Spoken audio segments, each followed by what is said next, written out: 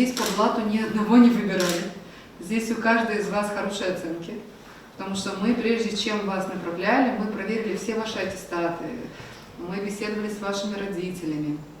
У нас очень много было вопросов со стороны руководства дипломатической академии, а кто эти, а насколько, девочки, насколько они достойны. То есть это был непростой отбор, это был очень сложный отбор. И мы сегодня гордимся, что у нас есть наши ребята из Гагаузии, которые поступают вот в это высшее учебное заведение в Москве. Я считаю, что магистратура, тем более в Российской Федерации, мне откроет более широкие горизонты и даст мне более большие возможности и перспективы.